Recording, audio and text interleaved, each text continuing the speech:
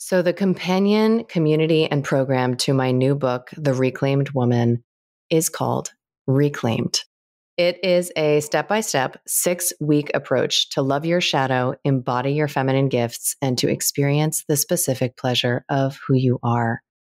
If you have followed all the good independent girl rules and you still feel overwhelmed, resentful, and disappointed, you may think that you need to practice or learn or study how to be more soft, slow, abundant, and pleasure-led as a feminine woman. Or you might think that you have to be brave and courageous and finally stand up for what's yours. But the truth is that chasing femininity and fighting for power will just leave you more wired, judgmental, and disconnected. There's a plot twist, a big reveal, and a hidden path that does not require rose petals and goddess circles or declaring yourself a queen or learning the tricks of a high-value woman. You need a huge permission field that can be conferred by other like-minded and hearted women, and perhaps my fairy dust to help you remember who you are. I want you to imagine what it would be like to feel a rush of pride as you decline an invitation without a trace of fear or defensiveness, or to sip your tea as you watch your husband fix the door hinge, feeling like the prize who won the prize, remembering when you used to think that you needed to show him how to do everything right. Or to feel the breeze move over your body and a wave of pleasure roll through you, opening your eyes wider to the dancing leaves and the light fragrance in the air.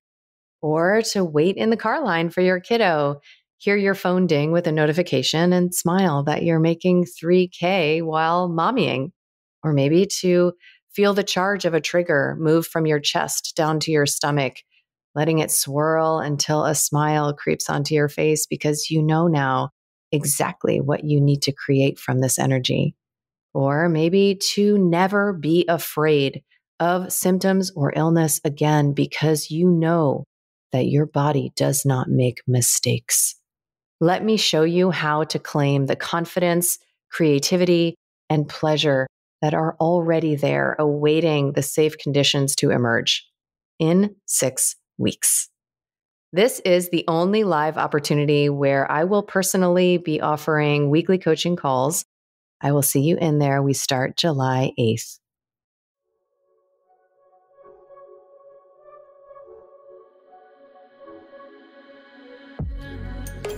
I'm Dr. Kelly Brogan.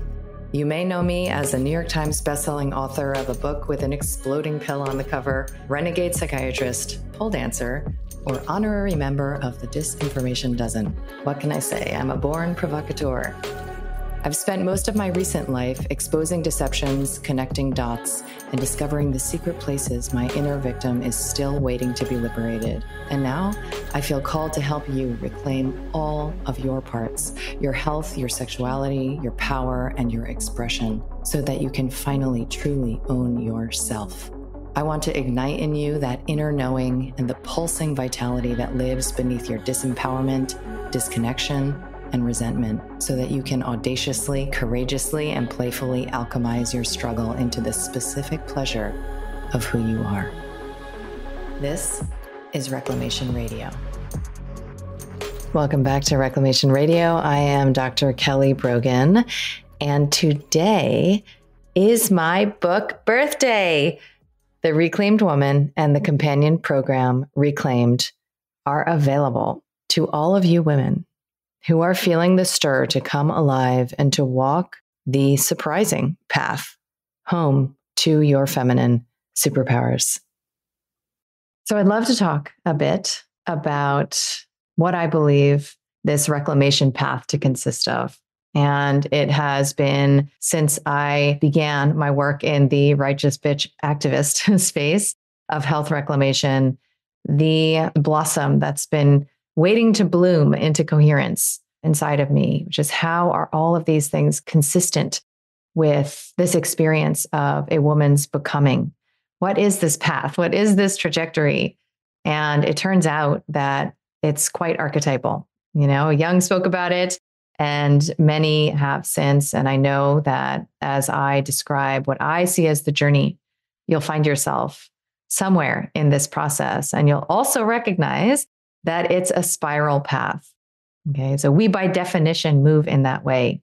There's no goal, there's no arrival. That moment where you finally have all the things, that moment is never going to come. Okay. So that's like the big reveal is that the default state of the woman is, as so many have taught, including David Data, who, I am a huge fan, very informed by his work.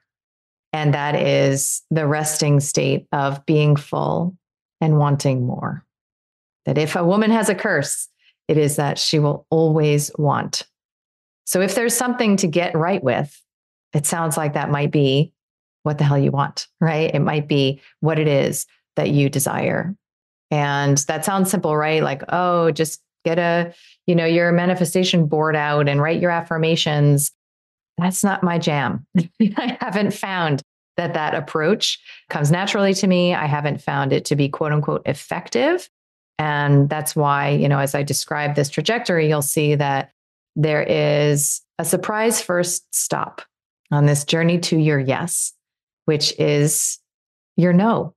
And really, really understanding and developing intimacy and familiarity with and curiosity around your no. So what is a reclaimed woman? This is like what I think about as I'm like making my matcha in the morning. My sense is, and this definition could be iterated as I go along. I am giving myself the permission to do so. However, my sense is that a reclaimed woman is a woman devoted to herself. Probably most of you have heard of, this triple goddess concept or the maiden mother crone tripartite, expression of the feminine. Marion Woodman is a Jungian analyst who has written about the subject, and she speaks about the stage that is left out, which is the virgin. And we think of virgin, we think, of untouched, right? Like unsoiled, this pure woman, almost like synonymous with the maiden, right? And the depiction that she renders really resonates with me because it is, in fact, a woman unto herself, a woman who has achieved the wholeness that is requisite for the crone expression, for being that wise advisor to the community, to the population. So a woman devoted to herself has the irrepressible capacity to devote to God, to devote to her man, to devote to her children, and to her community. She is a living experience of energy moving through her body, right? So I've paid a lot of attention to my own opening and closing as I move through the world, right? Like I go to the gym, I go to the store, I get in my car. I was sort of impulsively decided to get a new phone the other day. So I'm only like a year back on my iPhone after 2 years of an experiment, a social experiment in being on a flip phone. And I'm sort of like, I don't know, I'm weirdly still like getting used to it. Anyway, I decided that it's time for me to upgrade my camera. I'm going to go get a new phone. So I go there and I'm sitting there. And of course, it's like way more complicated than it needs to be, transferring from my old phone at the Apple store. And at a certain point, this like older gentleman gets up. He's sitting at the table across from me and he gets up and he hands me a note.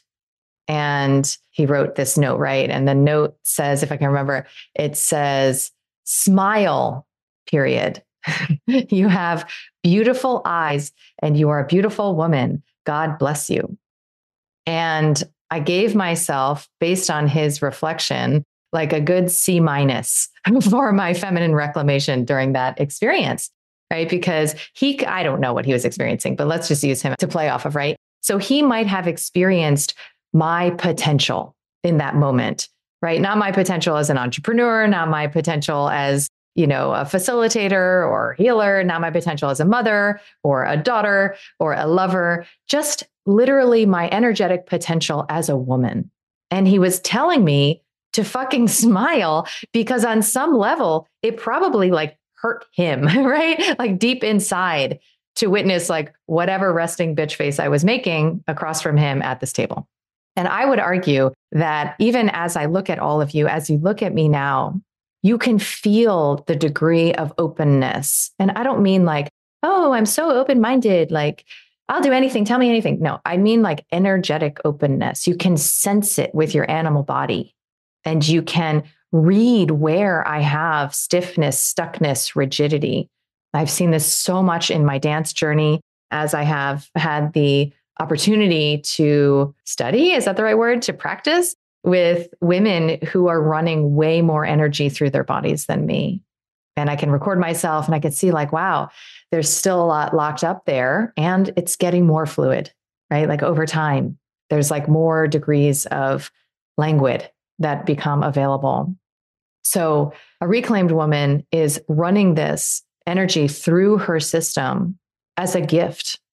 The amazing part is it's a gift to everyone around her and to herself because it's on this current that her creativity rides. And I'm not sure that we experience more pleasure in our lives than when we are in our creative expression, whatever that means, right? Whatever that means to you. Usually it's some kind of a marriage between audacity and risk and also impulse and, something in line with intuition, right? Something that just is birthed through us. So there's always that little flavor of danger with it because it has that energy of like, he loves me not, right? And because of the nature and design of this journey, where we are so disconnected from our eros, from our life force, from God, if you want to call it that, the he loves me not energy is part of the play. Like we came here to doubt whether or not we are loved. And that's okay. It's okay. I think it's actually meant to be this way. So when we create, when we express through that vessel, we don't know how it's going to land. We don't know what it's going to feel like, whether it will make us more vulnerable, lead to rejection, lead to judgment. We don't know. However, when as women, we commit to developing intimacy with pleasure, with play, and with these impulses, that trust builds, right? And then you live in a world where like it doesn't matter if anyone is trustworthy. So I'm in this like closed door collegial group, right? And we meet and it's like some of my MD colleagues and other activists, scientists, whatever. It's a small group. And there's an even smaller group from that group, right?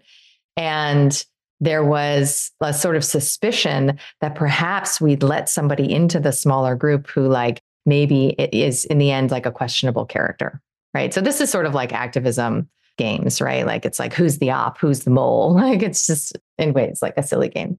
However, I was talking to the leader of the group and I said, listen, like I like to practice living my life as if I trust absolutely fucking everyone and absolutely no one. Then what would I share? Right? Then who would I be? Right? If I had a camera crew following me around like all day long and every single thing I ever said was broadcasted, what would I say? Right? So we can get to the place where the only trust that has to be reignited is literally with yourself, with your inner husband, I like to call it, with your inner masculine. Because when you trust yourself, your discernment, and you know how to read your yes and no in your body, you literally don't have to trust anyone. You could be around axe murderers and rapists. You could marry one. It doesn't matter because you're going to know what you need to do in the moment you need to do it. And until that moment, you're going to wait until you know. And by know, I mean feel. It's going to arise, right? Sometimes people ask, what is the difference between intuition, right? So that little, I call it a little yes and a little no, and like the sense of right action, right? Like, what is the difference? How do you know if you don't feel like going to that barbecue because it's intuitively misaligned for you, or because you're like in your resistance, right? And you're projecting something on the hosts and you need to look at that, right? When do you lean into the discomfort? And when do you say, no, that discomfort is the sign I should be backing away? This is the magic, right? When you get to a place where you can read that little yes and little no, then it has no charge. It's not a big fuck yes or a hell no. It's not that. is a little sensation, right? Then you can develop this self-alignment where you can interact with anyone. And I believe there are stages, right? So I don't know how many of you in the past couple of years, if you're on my stream, I'm sure this happened to you and in you. If you cut ties with friends or family, right? If you got to a place where you were like, there is no pass and go here. This is over. Goodbye. I need space. There's just no common ground, right? And it could have been arguing about pandemic stuff or, health related stuff. Most of us went through a molting process, right, in the past couple of years. And even those of us who felt exempt from that probably had some experience of saying, no, this doesn't work for me. Or maybe it was a bigger fuck no, but saying no. Over time, and this is a lot of the kind of things I like to work on in containers, over time, you will get to the place where that no is neutralized. You will mature that no so that its neutralization gives you back the power that is still trapped in that rejection. It's a process. I like to think of it as maturational, not better or worse, right? These are just phases and stages psychospiritually that we go through. So if this is the picture of like what a reclaimed woman might look like, according to me, it's like quite a contrast to consider where we are as women, most of us today, right? So we have been, many of us, and my sense is that if you're here, you share this with me, like we resonate on this front. We were raised to be recognized for our doingness rather than our beingness, right? So in essence, we were trained in our masculinity, which obviously we all have. We're trained, rewarded, literally Pavlovian style for our masculine nature, right? So if you have kids, maybe daughters, right? The way that you might interact, if you want to end that cycle with your daughter, is to say something like, I feel so good when I'm around you. Your energy is just extraordinary. Like literally, I feel happier when you walk in the room. Instead, what many of us were raised with is like, did you behave? What grade did you get? And then celebrations around our achievements. The mother wound, everybody has their own interpretation. I think of the mother wound, if we're going to really distill it, as being the internalized belief that I am not loved, right? Whereas the father wound is the internalized belief that I am not safe. Okay, so the result of that lack of nurturance, that lack of celebration, connection, and intimacy around our feminine energy is that we go into control and perfectionism, right? Compliant husband, clean house kind of a thing. And we never arrive, right? Like we enter into this like relationship with success and failure, which is the masculine journey. It's like we got on the wrong track. Success and failure is not our bag. Love and unloved is our bag. Right? So if we stay in our lane, there's a whole process that unfolds maturationally that is like stunted and distorted if we're in the wrong lane. And obviously it's not wrong. It is what it is. But this is part of that reclamation, is really resolving the gaslight of like why it is that we are tired and wired and flailing. We're fucking exhausted.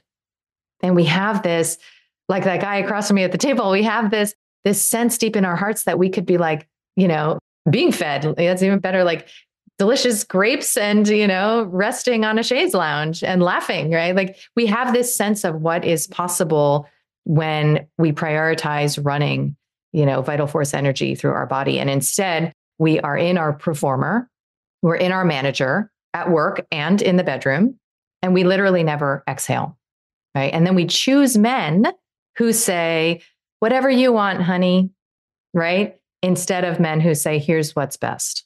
I've got you. I tell this story all the time. It's one of my favorite experiences I've had when I was at Weston Price, and I had this huge audience and somebody was asking me about like the gender psyop. And I was talking about the importance of, man-woman dynamics and the reclamation of the free energy technology of the man-woman relationship and erotic relationship. And I said, I don't know about you all, but most of the women that I know have a deep longing to be well handled by a trustworthy man. And there was this like exhale moan that like swept across this 2,000 person audience. And I was so delighted by it because I wasn't expecting that. You know, I say provocative shit all the time and it lands or it doesn't land, whatever. But it was literally audible. What was really, and by the way, the demographic, if anyone's been to Weston Price, like the demographic is like, you know, it's the crones, right? It's like 60 plus age women. So they're holding that desire strong for, you know, the rest of us who are just recognizing that we may have permission to want that we don't have to be in our, I can do what he can do, bleeding, you know, feminist moment. Another product of this mother wound, and I'm not even talking about feminist programming, that's for another conversation, but another product of this mother wound is that we compete with men, right? Because we're in our masculine, we compete with men and we're pretty good at it. Like we are fucking competent, okay? We have incredible masculine capacity and we are really good at shit, right? We often know better about how to do something, or so we think, you know, than the men around us. We compete with men and we compete with women. And what I found in my feminist recovery journey is that actually women are my ops in many ways, right? Like the most hate that I have received, the most vitriol that has been delivered to me, literally like aerial shots of my home with death threats, you know, back in 2016 when I was a match to that, okay, were from women. What's up with that, right? This is the divide and conquer genius of the Hegelian dialectic, right? Because it's not just like the initial seeming polarity of men against women, that warfare. It then splinters down, right? So if you're in an activist community or a truther community, like we end up fighting about everything, right? Like you could be in the germ camp or the no virus camp. But then if you're in the no virus camp, are you in the flat earth camp or the round earth camp? Like it just splinters and splinters and splinters because we are in this psychology of what? Victim consciousness, right? That we have not matured from our childhood wounding. This is what I am here for, ladies. This is what I am dedicated to, is smoking this out in myself and lovingly reflecting when I perceive it in you. Okay. So that we can all move through that little tight, it's momentary. It's like a tight squeeze of I'm bad and wrong. Because on the other side of it is the reclamation. On the other side of that, I call it a shame wall, is this piece of yourself that wants your attention. And girl on girl warfare is one of the actually easiest ways to do this work. Right. And the replays are available now, but in Audacious Embodiment, that was a lot of what, you know, the shadow work that I prompted was, how do you use your hating on other women and women hating on you as spiritual alchemy? It's very potent and powerful. So the other problem, if there is one, with this place that we find ourselves in when we are in our dominant masculine, you know, Data calls it shells, when we are in that, is that we end up getting things that we want and it feels like nothing. Have you had that experience of like finally getting the thing? And literally it's like, okay, that tasted like nothing. What's next? Right? And, you know, I've shared that I've experienced many conventional, because I'm what my mentor, Nick Gonzalez, would describe as a sympathetic dominant. Autonomically, I'm wired for this moment, right? Like I am wired to function like in this capitalistic program in the matrix. Okay. So for better or for worse, I think in many ways, it's made more difficult my journey home to self and the shadow work than it would be for many of the patients I worked with who were almost all parasympathetic dominants. But I digress. I have had many experiences, right, of achievements in my career, and literally none of them felt like anything. I mean, I remember the day that my publicist called me to tell me that my first book had like somehow weirdly made the New York Times bestseller list. And I was in my office on my cordless phone in Manhattan. And I just felt like I mean, I felt like energy, like excitement, right? But it was maybe 30 seconds or 60 seconds, and there was nothing left in its wake. It was just like a clitoral sneeze orgasm, like it was just sort of like okay, cool, and it had no roots. It had no place to live in my body. And that's mostly because that was a masculine achievement. And there is a dimension of me that says the more love I get for that, the less love I get for my essence, And even though that's an extreme example, I'm sure that you all have examples of like finally getting the thing. I mean, it could be like a dinner reservation or like an apology from somebody or whatever. The thing is, you've been like perseverating on and focused on and obsessing about. You finally get the damn thing and it feels hollow. Some of your most seemingly exalted moments in life can feel really fucking incomplete. I call it living behind a glass wall because right before I started this deeper work that I'm showcasing, in my offerings these days, that was the sense. I remember even speaking to some like energy healer who did a body talk. And I remember saying like, I have so many reasons to feel happy. And I just feel like I'm living behind a glass wall. Like it's like the happiness is happening over there. And I'm like somehow over here, like, yeah. And we end up living in these like narrow bands of emotional permission and capacity. We often loop around bitterness, around resentment, and around disappointment. And my sense is that that's where we begin to source our vital force.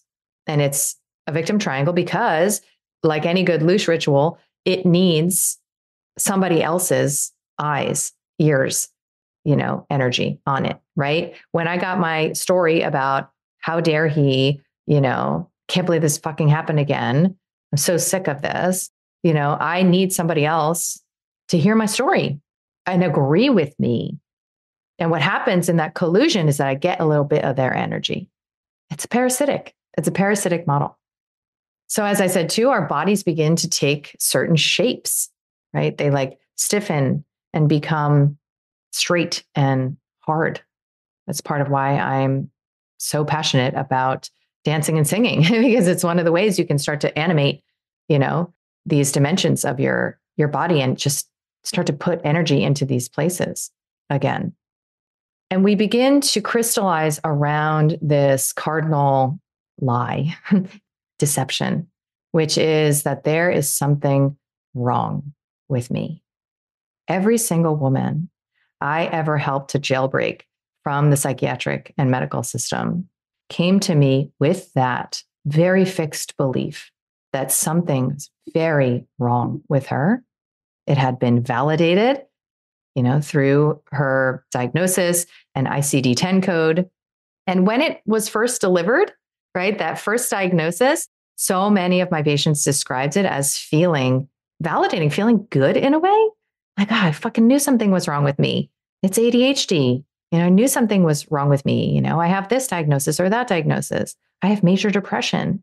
It has a name, what I'm experiencing. That means that you and I can both see that I've been struggling, that I've been suffering. And the experience that it ensued for them was having a pill bottle with their name on it that they opened up every single day. And they were conditioned, and maybe you are even today, right? You're conditioned around this belief through that pill bottle with your name on it to accept as truth, yeah, something is wrong with you. And then your victim story is like all you have.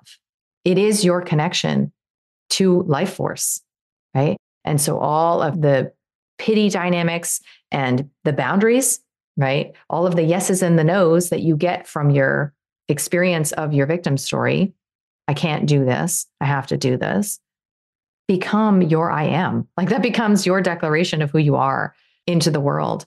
And it hurts, and it's supposed to, right? So like Alan Watts wrote a book called The Wisdom of Anxiety, this idea that the flares sent up in the form of anxiety or the shutdown in the form of depression is the wise response to this total misalignment with the truth, of who it is that you are and what it is that you're here to do.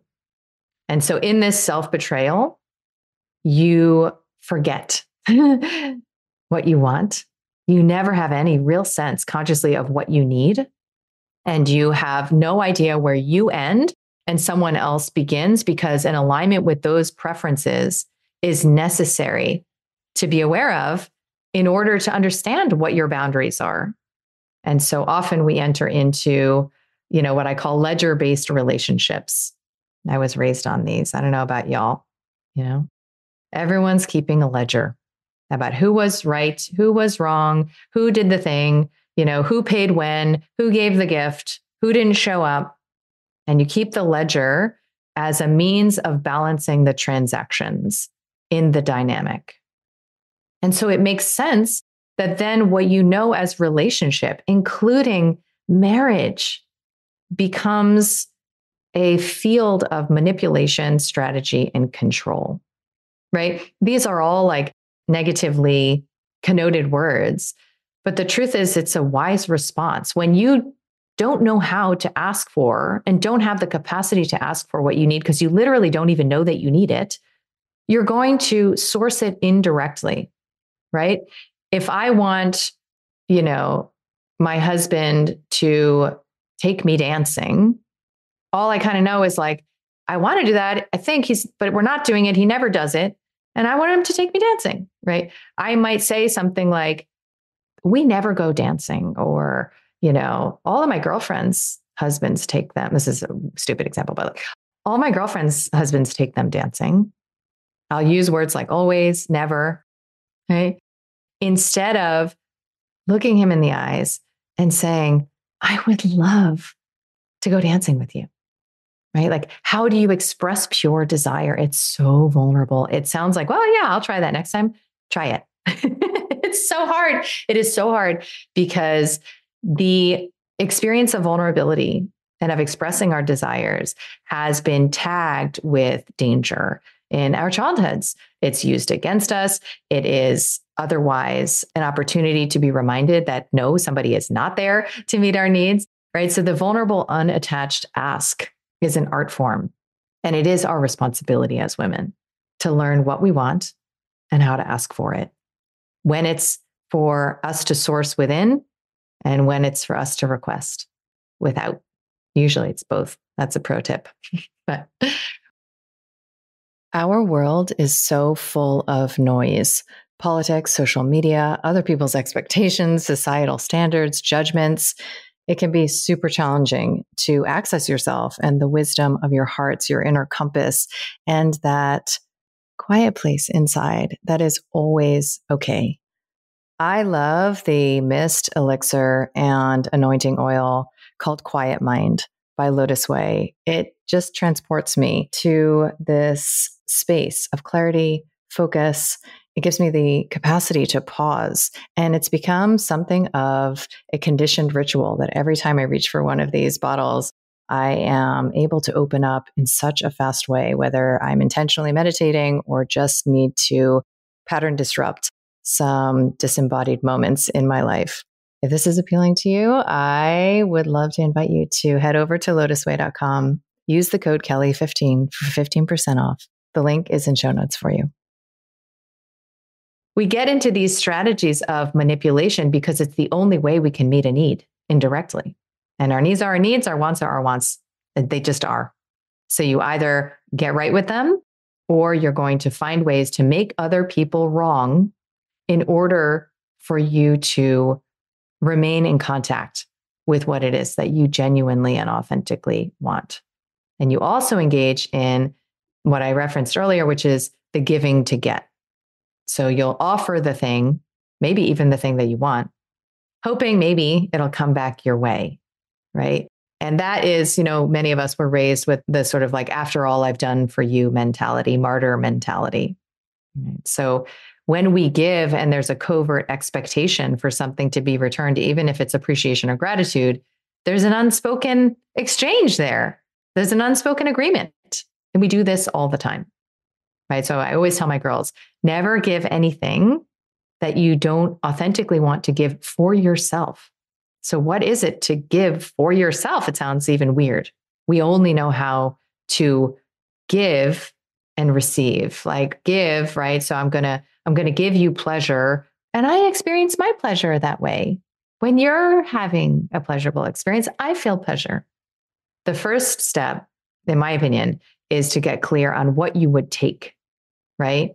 Would you touch his hair, right? Would you, squeeze his bicep, right? The most experience many of us have with this is with our pets, right? When I pet Mushu, I don't ask him, maybe I should be. I don't ask him if it's cool with him. If I pet him, I take touch from him because I like it. I like to feel his body, his fur, right?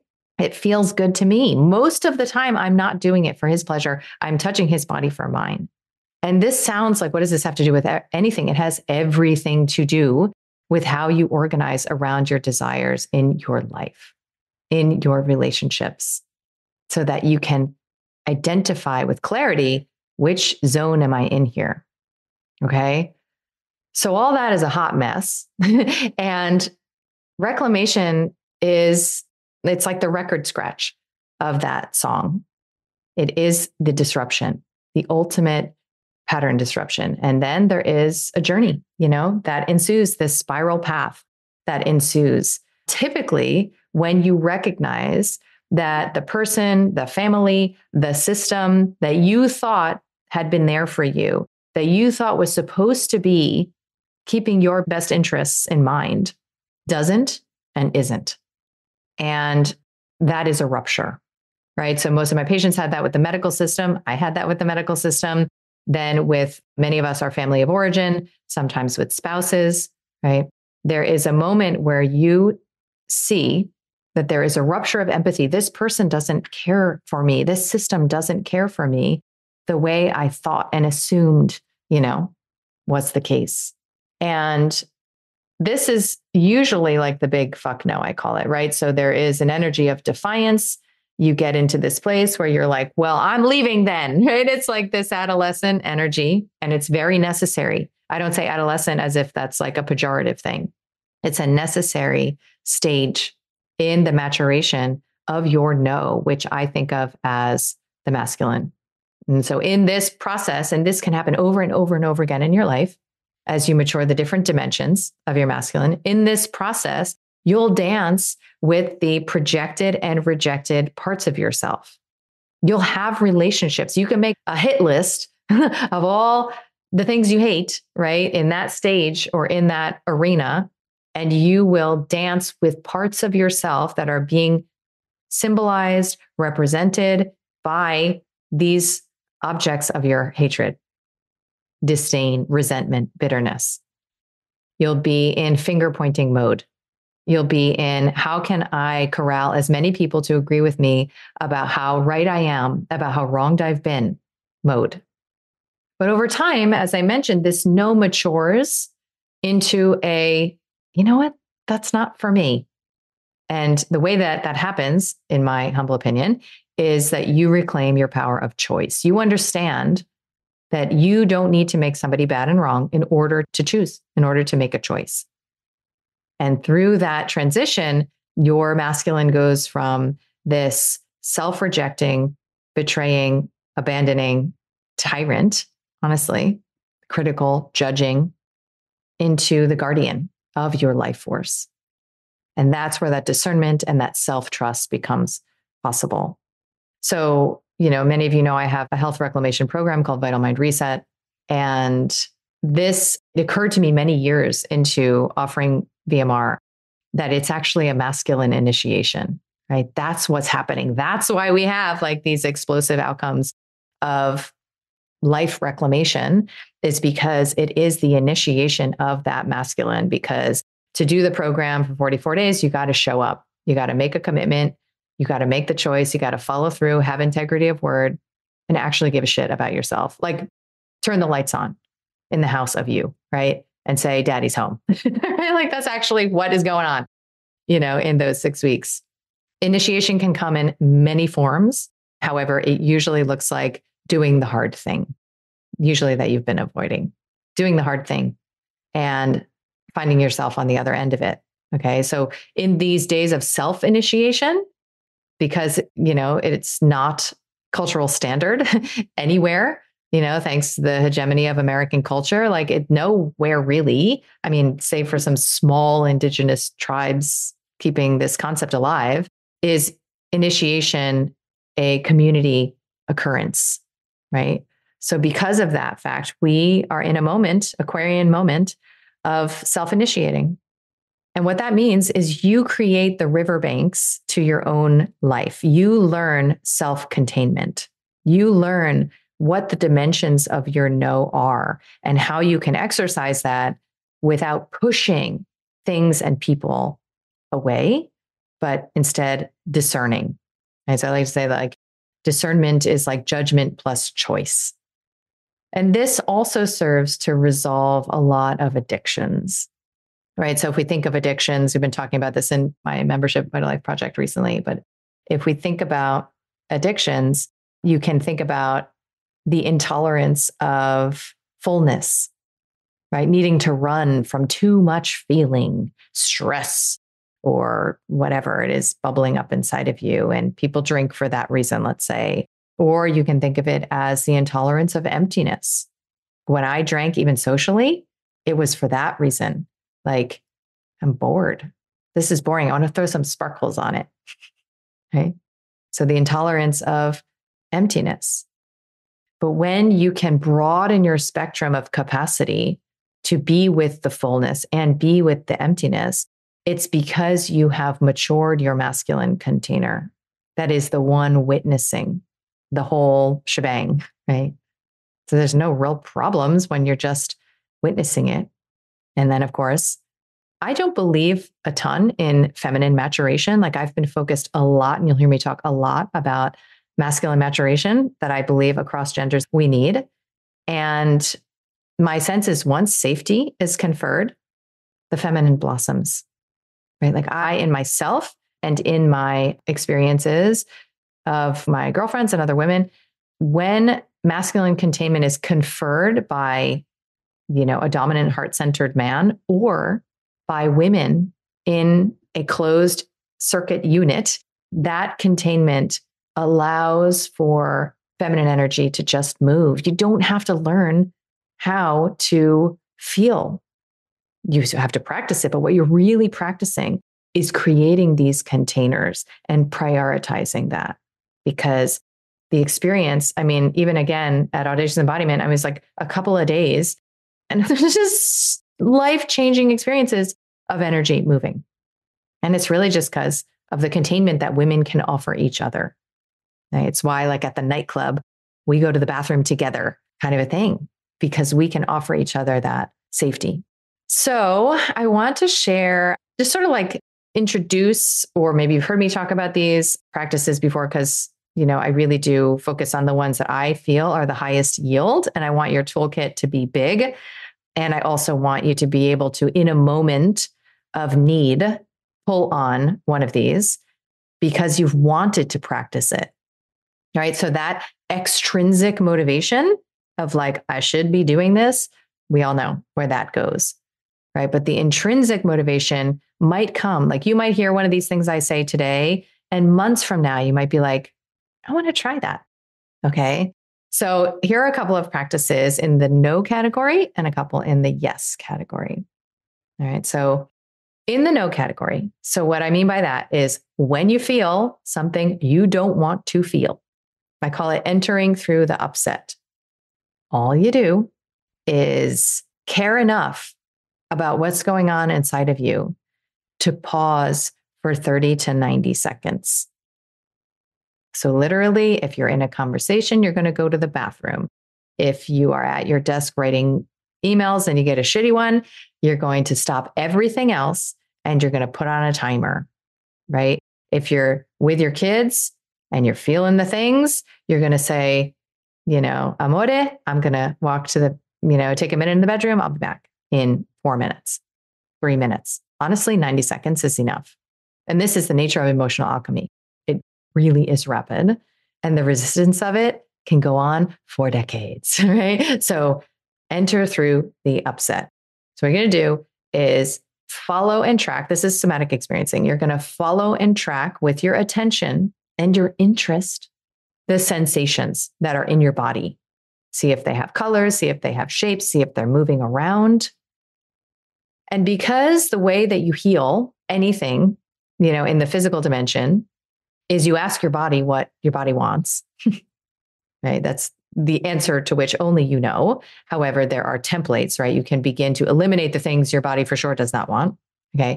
We're very interested in what the body wants.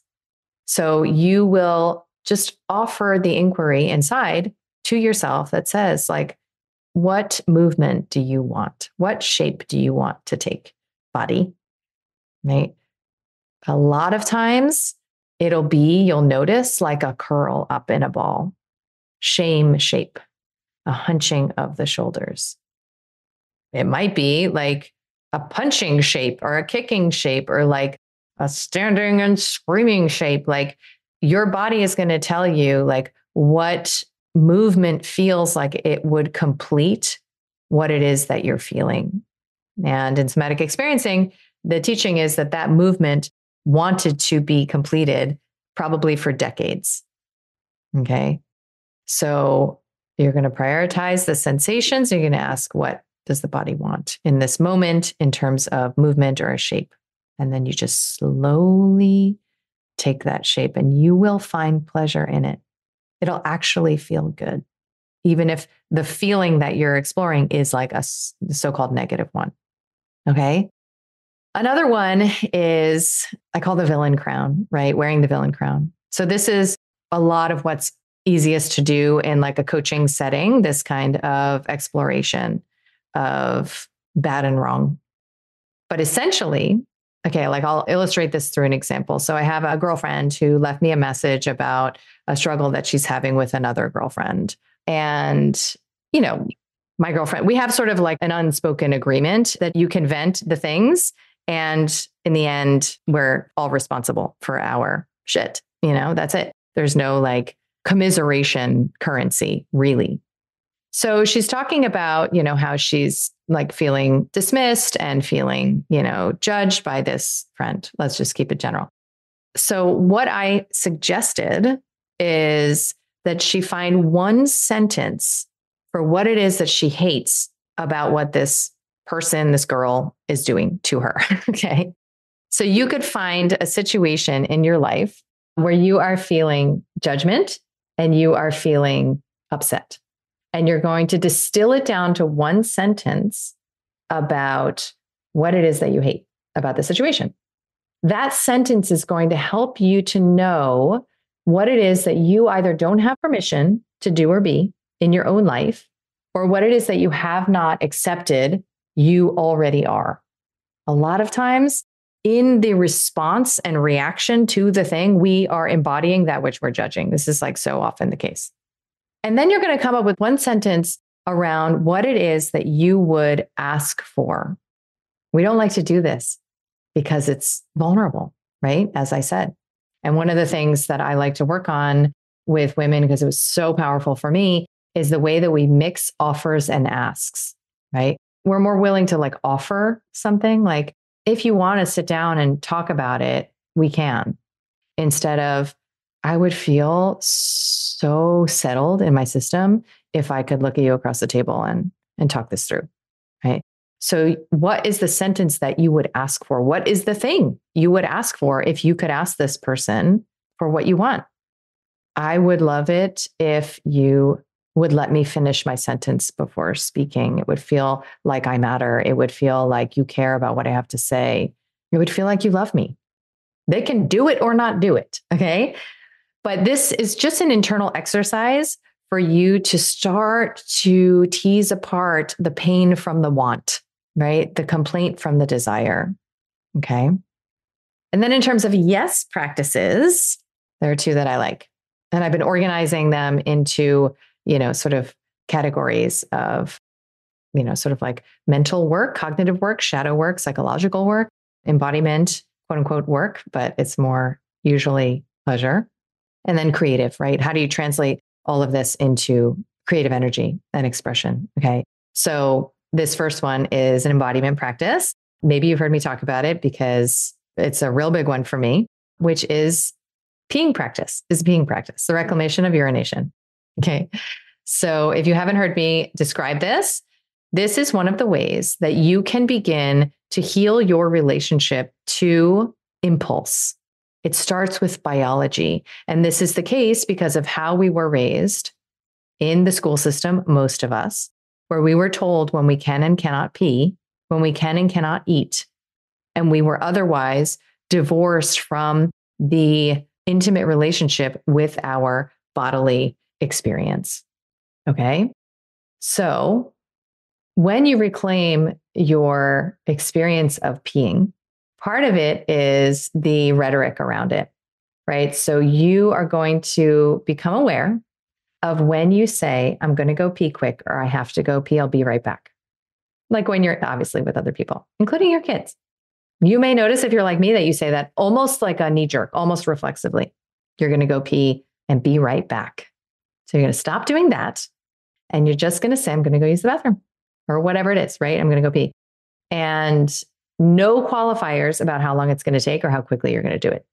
And then when you get there, you are going to be present to the exquisite pleasure available in the contrast from having to pee to not having to pee. It's one of the many inbuilt experiences of pleasure that are available, right? So you can literally just like run your nails up your inner arm and feel like eye rolling level sensations of pleasure, right? So there's so many ways, Betty Martin calls it turning on your skin, that we can activate already available pleasure that we imagine is on the other side of, optimizing our erotic relationship in our lives. Okay. So you're going to feel and be present to the pleasure of that release. And that's it. Okay. So it's a peeing practice. It's in the framework, the rhetoric. So that's your masculine setting the right container and conditions. You're not going to be rushed about this. When you think about your masculine, it's like a devoted husband. He's making sure that you get every single damn thing you ever want in your life and it all feels good. You can offer that to yourself moment to moment. And it starts with assessing what you need and not whoring yourself out, right? It's like as if you were talking about yourself. Like, let's say you have a handler, right? And the handler is like, okay, she says she has to pee now. I'm going to make sure it's quick. Right? But this is how we speak on our own behalf. And then we're in there and maybe you have your phone or you're thinking about something or whatever, and you're not present to your body's experience. That happens to be extremely pleasurable, actually. The other one is a sort of like mental, cognitive, psychological practice, which is to explore what it is that you get when you get the thing that you want. So what is it that becomes available when you get the thing that you want? This is essential because my coach Whitney would call it if then living, like when you are waiting to experience something until something happens. First of all, it may never happen. It may happen in 5 minutes, 10 minutes. And it's like putting a grain of sand into a clamshell and being like, I'm going to hold my breath until the pearl is ready. Your life matters now. Okay. So how can you cultivate what it is that you imagine is only on the other side of that thing in your lived experience now? How can you identify where it is that you already have it? So my personal story about what it is that you get when you have the thing you want is that when I came out of the audacious embodiment experience, I felt very fulfilled, right? So I had an experience of fulfillment on a lot of feminine dimensions, including, all of these things that in my manifestation practices, whatever that is. Like when I do the things like that I'm told to do on TikTok about manifestation, or I listen to my girlfriend Tara, who is like very expert in this or whatever. I do those things and I'm like, okay, well, when I am in my next partnership, there will be experiences that I have. I will get to feel myself as a woman in my feminine body, and I will feel so much pleasure, just walking around like a orgasmic rainbow all the time. Like that's what will become available when I have my partner, right? And all of those sort of ill-defined aspirations were exposed because after I came back from that weekend, I felt all those things. I felt safe and contained, seen and attended to. Okay. And again, in the replays, if you weren't there, there is an experience that I had with a professional dominatrix in front of everybody that was very life-changing for me and conferred an extreme, healing with regard to belonging, right? So anyway, I felt safe. I felt seen. I felt the pleasure of my body, like what it is just to be a woman. I was able to play, right? That's a big thing. I'm like, when I'm in this perfect polarized union, I'm going to get to just play in life. Right? My inner girl will have a seat at the table. And I did that too, right? So I did all these things, had all these experiences, and no husband was required for any of that. So then what is it that I or any single woman, imagine comes from that relationship? Like, what is it that I actually get when I have that thing that I don't have now, or I imagine I don't have now? And so I got real clear. Oh, I know. The one thing that these women can't give me, right, is erotic leadership, right? Which is really spiritual leadership. And that's not to say I don't have spiritual leaders in my life and guides who are feminine, but there is an experience of leadership that I want from my next marriage experience, right? That's what I get. So that's my answer to the question. That's what I get when I have the thing. I get to be led, right? And that is for so many of us women homecoming to our experience as daughters, right? I get to be led. And then I looked around my life and I said, okay, well, how do I get to be led now, right now, today, right? No dating app required. And I was able to focus with appreciation and gratitude on the men in my life, including I have a very special relationship, he's like a father figure to me with Tom Cowan. And that's absolutely the nature of the dynamic. I consult him all the time spiritually. And whatever it was, 3 weeks later, I manifested this extraordinary mentor who is a man in these spiritual dimensions that are totally untapped for me. And the way I knew he was the one I wanted to work with was because I was in this presentation and I just had this, first of all, intense energy running through my body. And I had this feeling of I want to go wherever this guy is going, right? And so I called that in after I appreciated that I already had it, right? And I don't want you to gamify this process. I just want you to delight in what it is to look around and recognize my desires are already being fulfilled. And another dimension of this, that we'll explore in the desire container is really informed by Carolyn Lovewell's work, which is the artist formerly known as Carolyn Elliott, which is really around shadow desires and how it is that even in the shit that you don't like about your life, your desires are being fulfilled, and what it is to just get into the erotic approval of that reality through the sense that comes up when you experience your upset, right? So that's another dimension. It's the blending of the no to the yes. So I curated my insights and experiences from a decade and a half of dark nights and radical expansion. And you can find them step by step in this book. And this work is not meant to be done alone. The transformation of victim consciousness is a literal rebirth that is meant to be midwifed by other like-minded and like-hearted women. That's why I created a 6-week actionable program to be worked in community so that you can arrive on the threshold of your unlived life. I'll see you in Reclaimed.